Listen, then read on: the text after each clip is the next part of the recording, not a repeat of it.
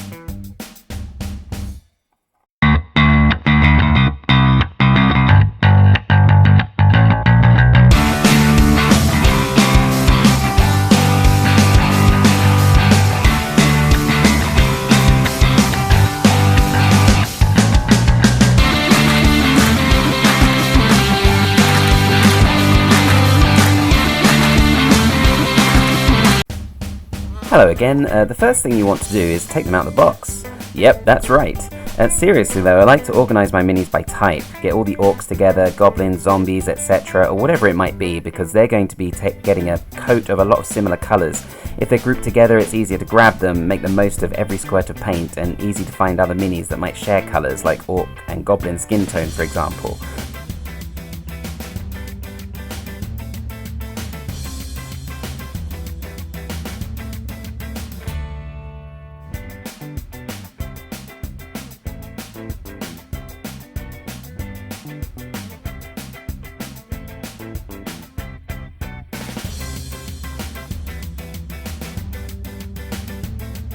And then it comes time for a nice relaxing bath. So the reason for this is to get rid of any residue or chemicals or dust that they might have picked up in production. And if you skip this, it might be fine, but there's also a chance that your primer will peel and flake off because it won't adhere to the mini very well. This has happened to me before, and you end up with two-faced minis that are quite harrowing. We watch all the videos, but we don't like them, subscribe, or even share them. And that's why he painted us all these different colours. Don't let that be you. Learn from our mistakes. Here's the moment you've been waiting for, prime time. When I started painting, I didn't prime my minis, but I was using cheap craft paint, which actually sticks pretty well. That's the only benefit though, I'd say. You can prime with craft paint, but it can leave a texture on your mini that will affect the detail, and it won't stick on as well as this polyurethane stuff.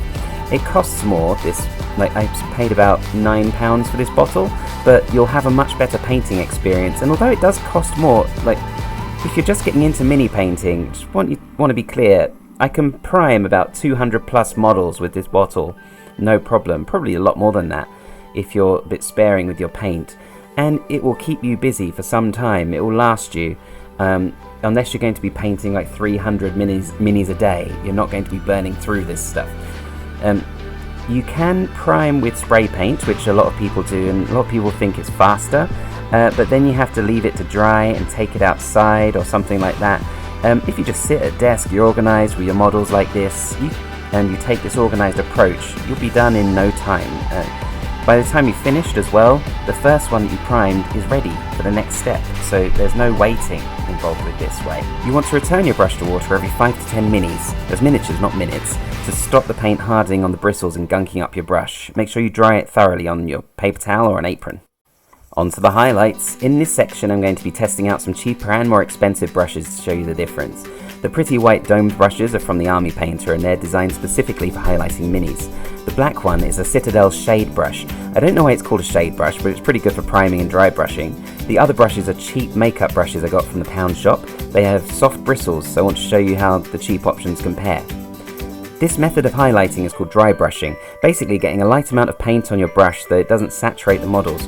With little skill necessary, it will catch the edges and raised areas. This method is great for highlighting because it will catch the areas the light hits and leave the recesses in shadow. I like to highlight slightly heavier with a grey and then catch the highest points with a white to get a smooth transition for painting later. It makes the actual paint job so much easier, quicker, and for me, much more fun and pleasurable. This is referred to as zenithal highlighting in this hobby, which means highlighting from above. The zenith is the peak, a high point where the light comes from. Artists will refer to this as value sketching, having darker and lighter values in the right places before layering colour over the top. So you'll see first up was the Citadel shade brush. You'll see it does a good job of getting good coverage. Conventional wisdom when dry brushing is to load up your paintbrush, then wipe nearly all of the paint off on a paper towel before applying it. This is wasteful and unnecessary and sometimes frustrating. You don't need to elevate your skills so much to do it my way. Just wet the tips of the brush in the paint a bit, dust it off on the side on a smooth surface, and aim at the edges of your mini. You need to practice a bit of brush control, but it's easy to get the hang of. We're not painting eyes here, not yet. Next up, the cheap makeup brush. It might be hard to see a big difference in this video, but what I found when using this was it'll do the job, but maintaining control is a lot harder work and the bristles aren't always going quite where I want, so more paint is getting into the recesses than I would like. It's an okay option, but really if you're starting out you'll have a better time with a better brush. That's the irony of the sort of hobby advice you get. You want to try it out to see if you like it. You've never painted minis before, is this going to be something you enjoy? But if you start out with cheap stuff, you're less likely to enjoy it. And I remember having to work really hard, persevering through painting minis with bad brushes and cheap paints. And in the end, the result was okay, but it took a lot of patience. It was a really frustrating experience. And even though I pushed through and enjoyed it enough to get some better stuff, as soon as I got that better stuff, I realized how hard I'd been making it on myself. I really recommend, if you can, getting some good brushes to start out with, because you're just going to enjoy the whole experience a lot more. This other makeup brush with the angled edge, not really great for dry brushing. That's it really, but you'll see in a video I've got coming up a good use for this brush.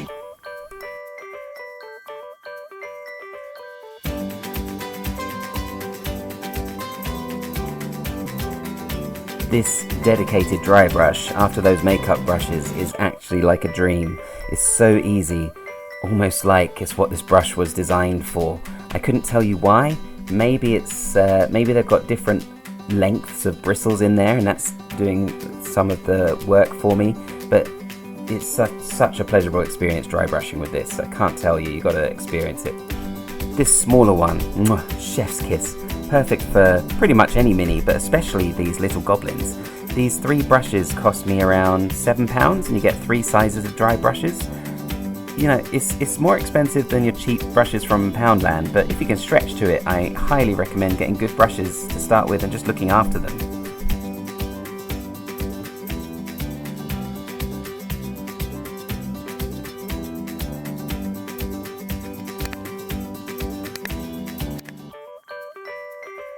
Once you've got that layer of grey down, it's time to drop a tiny droplet of white into your palette and pick that up with the tips of your dry brush bristles and just catch the highest edges and points. It's going to really make your paint job pop. All that's left is to set up your minis in groups ready for painting. If you're painting a board game like this, sticking with the box art might be the way to go. And when you're practicing especially, you don't want to worry about making creative decisions. Just enjoy the process and getting used to how it works, and feeling where the paint goes, stuff like that. I hope the video was helpful. Thanks for watching. See you next time.